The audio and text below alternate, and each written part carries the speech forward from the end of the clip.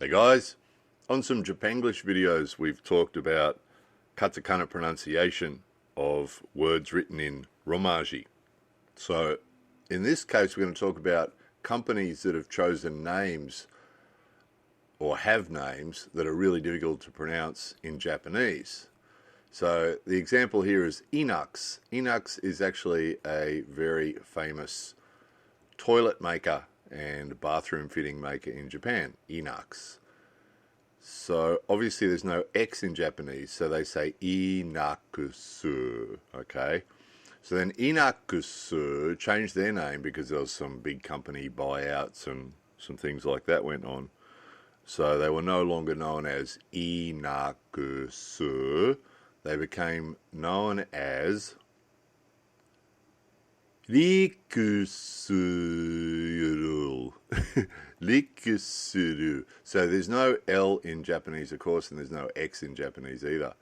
So Rikusuru. Rikusuru.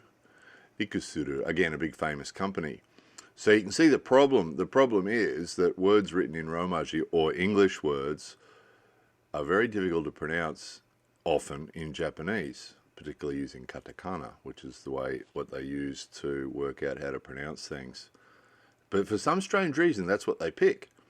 So here's another example: feel, and the katakana is written underneath. Firu, right? So they've chosen that name, knowing that that's the way it was going to be pronounced. Here's a really interesting one for some strange reason: DK Select. DK Serekutu. So you're getting the idea, aren't you? So obviously, in day-to-day Japanese life, it's not a problem because everybody pronounces it the same way. Sofuto, sofuto, banku. So that one's actually one of my problem ones because I actually have SoftBank prepaid phone. So I have to go and ask for a SoftBank prepaid card. But if you ask for a SoftBank prepaid card, they won't know what you're talking about. You would ask for a Sofuto Banku prepaid card. Right? So that's the problem. It's not the day-to-day use because all the Japanese people say it the same. Cosmo. They say Kosumo.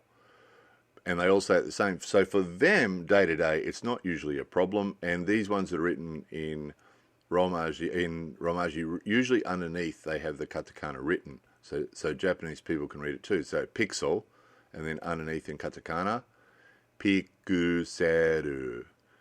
So not a problem for them. However, what you'll find as a foreigner in Japan is it does take some getting used to. Because when they say to you pikusuru, pikuseru,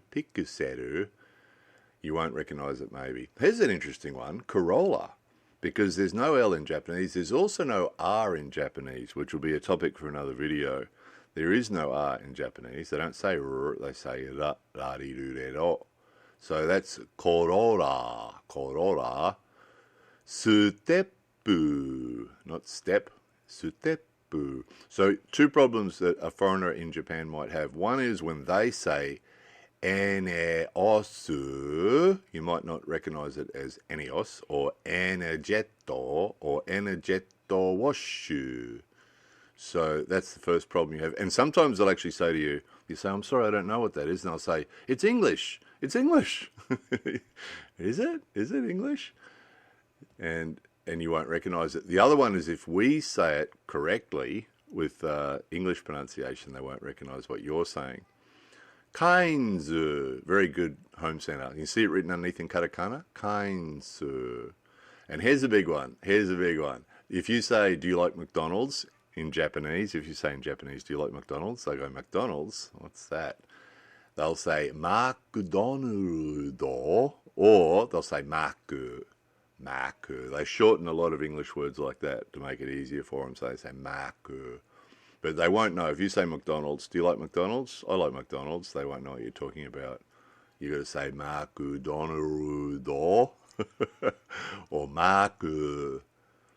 So again, my pronunciation's pretty bad, my Japanese pronunciation, so I'm not doing it justice. But you're getting the idea. The idea is, the point is that when they say it, you might not recognize it, and when you say it, they might not recognize what you're saying. Family Mart. Family Marto. right? Or Famima, as they say, Famima. So if you say Family Mart, where's the nearest Family Mart? They go, what? Assuming you're speaking Japanese, right? Rawson. So again, there's no R in Japanese. There's no R or L. Lawson. No, it's Rawson. So there's two things. You have to get used to hearing the katakana pronunciation, and you have to get used to using it when you speak. We showed you this one recently on the Japanglish video, house the garden, but of course they say house the garden, the garden. So if you get the used at all in Japan, they say za, because there's no th in Japanese either. There's no th, there's no x, there's no r, there's no l. There's a whole bunch that don't exist in Japanese, and you have to get used to that. House Zagaden, it says next to it there in katakana. So it's just katakana pronunciation, but for some strange reason they like picking English or Romaji style business names. So here's one, Geek's Job. This was on the internet. Geek's Job, right? So for them, they like it. They like the Romaji. It looks cool. It looks modern. That's why they like it, because it looks cool and modern. And then for the pronunciation, they all agree on how they're going to pronounce it, and that's using katakana. So they're all happy. It's only for us, if we say Geek's Job, they won't know what you're talking about. So anyway, there was that. More videos coming soon.